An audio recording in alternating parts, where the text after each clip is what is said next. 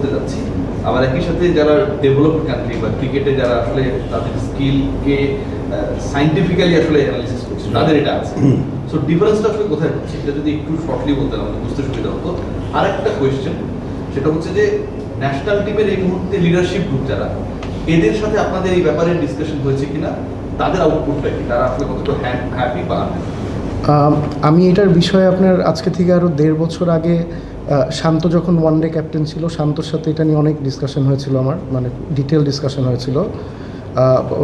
কিছু প্লেয়ারদের সাথে কথা হয়েছিল, তাদের ফিডব্যাক ছিল এটা খুবই জরুরি, এটা আরও আগে হওয়া উচিত ছিল। এবং আমার সালাউদ্দিন ভাই সহ বিভিন্ন কোচ ইনক্লুডিং হান্নান ভাই, যারা আপনার আমাদের প্যানেলে আছে জিডির আন্ডারে, অনেকের সাথে ডিসকাস করেই আপনার আমাদের এই জিনিসটা তৈরি করা। তো এইটা আপনার স্কিল ডেভেলপমেন্ট বলেন বা কোচদের নিড বেসিসে এখানে এসে প্লেয়ারদের নিয়ে কাজ করতে পারবে, যে কোনো টাইপের অ্যানালিসিস। ধরেন আপনার একটা কোচ একটা প্লেয়ারকে নিয়ে স্পেসিফিক আপনার ম্যাচে যে ফুটেজগুলো পাওয়া যায় বা প্রিভিয়াসলি মানে একটা স্পেসিফিক প্লেয়ারের যতগুলো ফুটেজ আছে, ওর থেকে বেটার হচ্ছে আপনার সরাসরি ইনডোরে এসে আপনি ফিজিক্যালি অ্যাট প্রেজেন্ট তার কন্ডিশনটাকে মানে করা আর কি, মানে দেখা যাচাই বাছাই করা। তো ওই কারেন্ট সিচুয়েশন নিয়ে কোচরা কাজ করতে প্রেফার করবে। তো আমাদের অন্যান্য ফুটেজের বাইরে যেহেতু আমাদের একটা ল্যাব হচ্ছে, একটা ফুল ইকুইপমেন্ট সেট আপ করে আমরা ইনস্ট্যান্ট লাইভ আপনার অ্যাসেসমেন্টে যেতে পারছি, ওইটাই মোর useful for the coaches and also the players. এই জায়গায় কি আপনাদের কোনো স্কাউটিং টিম থাকবে কিনা?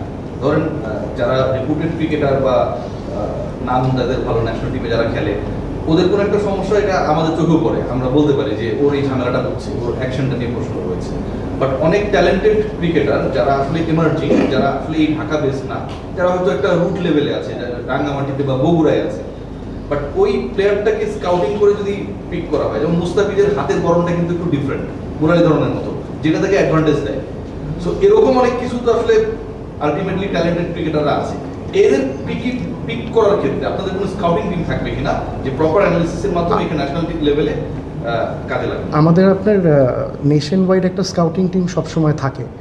তো স্কাউটিং টিমের মাধ্যমে আপনার ওই প্রেফারেন্সগুলো আপনার কোচদের কাছে যায়, ডিস্ট্রিক্ট কোচদের কাছে যায়, ডিস্ট্রিক্ট কোচ থেকে ডিভিশন কোচ সেন্ট্রালে আসে।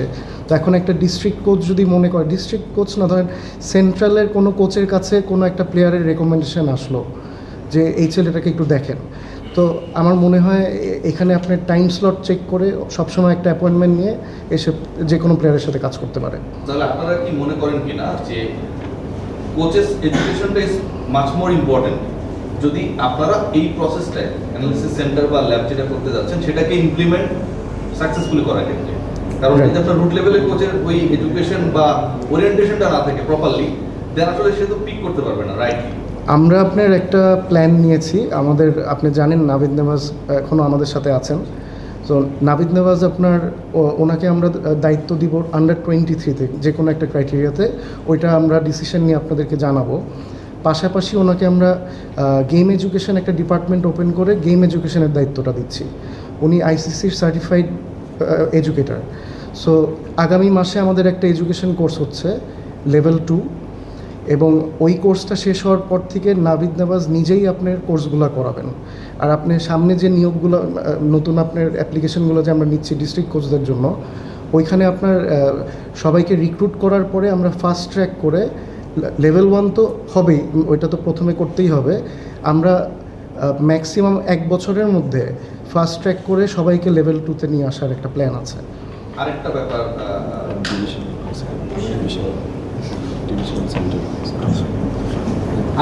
একটু জানতে, সেটা নিয়ে রিপোর্টও হয়েছে যে লাস্ট ক্রিকেট বোর্ড আসলে একটা কোচেসদেরকে হচ্ছে আপনার ট্রেন আপ করার চেষ্টা করেছিল, সার্টিফাইড করার চেষ্টা করেছিল, এবং পুরো প্রসিডিউরটা নিয়ে আসলে আমরা যে রিপোর্টটা গণমাধ্যমে দেখেছি, এটা আমার কথা না, সেটা আসলে প্রপারলি মেনটেন করে আসলে এডুকেটর তৈরি করার প্রসেসটা করা হয়নি।